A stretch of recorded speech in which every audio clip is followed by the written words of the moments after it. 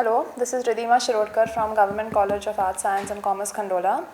Today we'll be doing Understanding Psychological Disorders, and the module name is Historical Views, the 19th Century Views. The outline would be the military and people with mental illness and mental hospital care in the 20th century. At the end of this module, you should be able to examine the views of causes and treatment of mental disorders in the 19th century and explain the changes that took place in mental health care in the 19th and 20th century. So let's look at how mental health was viewed and in the military section and how people and soldiers were basically treated. So mental health treatment was advanced also by military medicine. The first mental health facility for treating mentally disordered war casualty was opened by the Confederate Army in the American Civil War. So here we are looking at how war casualties were treated, and the Confederate Army in the American Civil War happens to be one of the first units which was opened. An even more extensive and influential program of military psychiatry evolved in Germany during the late 1800s. Between the Franco-Prussian War in 1870 and the First World War in 1914, you see a lot of development that is taking place. Now, Emil Kraepelin, Richard von Krafft-Ebing and other experts worked with the military administration conducting research and training doctors. So we are at a point where research is being conducted to try to understand why individuals have mental illness or how individuals in the war can be helped, because war is a condition which is quite an adverse condition where you see your own platoon being bombed sometimes, and you also have to kill people and things like that. And as we know, World War brought about with it a lot of destruction, so the actual soldiers faced a lot of psychological distress.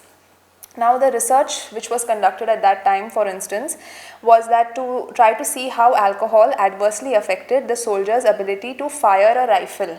So, when alcohol is consumed, how is a rifle shot? Okay, so when an individual is under the consumption of alcohol, under the influence of alcohol, does it influence his ability to fire effectively? So this was one of the research which was taken up at that particular point of time. So the main point in this is that military too was contributing in its own way to help better understand mental illness and what caused mental illness. Moving on, let's look at the 19th century views.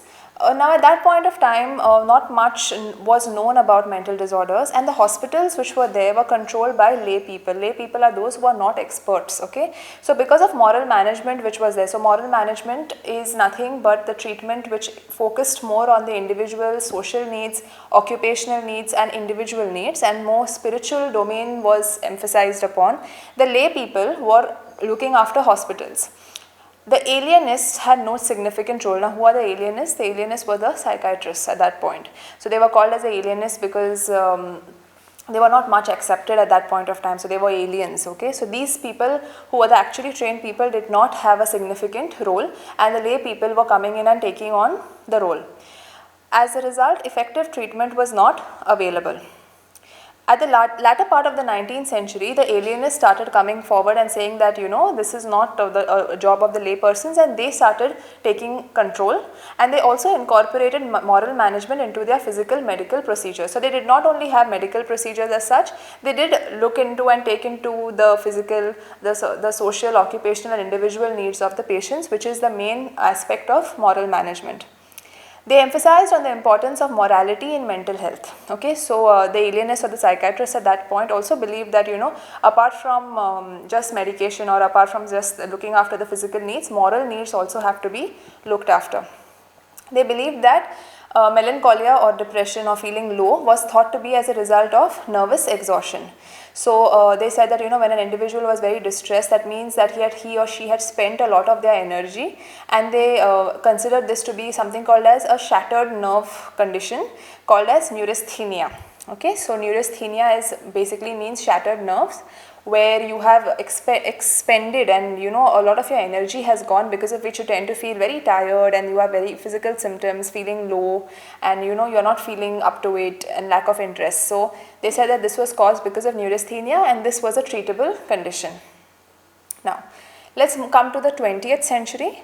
Understand, now we are moving forward and we are seeing a lot of development taking place. By the end of the 19th century, asylums were just considered to be like fortresses or big houses on the hill, and they had become quite a landmark in America. Okay, so all over America and the USA, that's the United States, we see that these asylums were like in a very far away place. They were just like, you know, fortresses, and everybody felt that these places were monstrous places, horrendous places, and they were considered to be places nobody wanted to go. So if you notice that the people were just, the so-called mentally ill, were just kept there for years and years together. Some of them even died in those circumstances, and nobody from the public wanted to go and be there for them.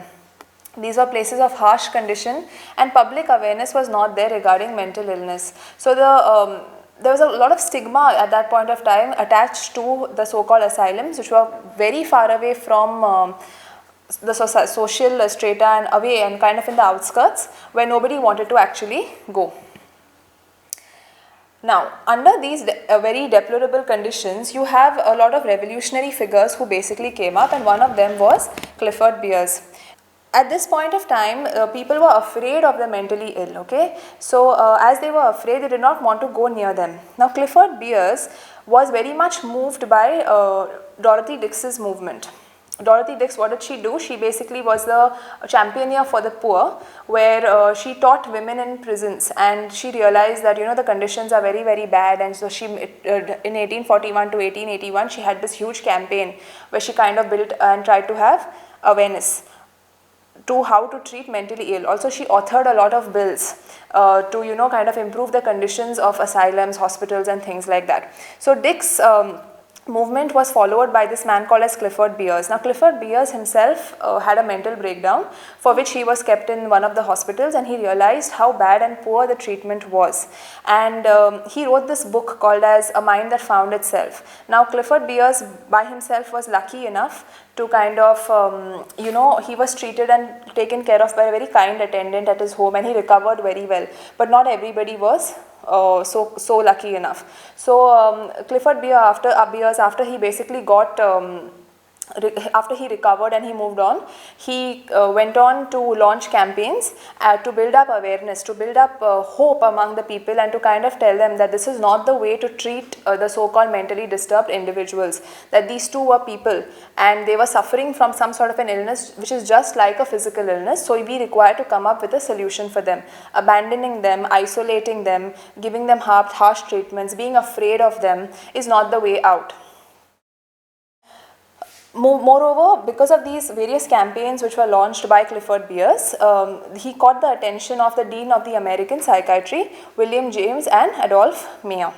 So through this particular module, what we have tried to understand is that how there is a change in the attitude towards mental illness. We also have seen how the military has facilitated, how people like Emil Kraepelin did a lot of research among the war veterans and, you know, among the soldiers, and how alcohol influenced the rifle shooting ability. We looked at 19th century, where lay people mainly were in the hospitals, and the alienists or the psychiatrists had no roles. At the latter part of the 19th century, the alienists and the psychiatrists actually came and took over, and they emphasized on morality apart from the other treatment methods. They started believing that, you know, shattered nerves or neurasthenia is a condition where people were expended of their energy and they feel low, they feel sad, they have physical symptoms, they feel tired. Early 20th century, we see how these asylums are there and how they are just fortresses. People are afraid of these asylums, they are staying away from them. And then you have Clifford Beers, who writes this revolutionary book, who launches campaigns because he himself has gone through it, and he wins the attention of various important people like James and Meyer. Through this module, I hope you all have been able to figure out how mental illness was viewed in the military and how the 20th century views were. Thank you.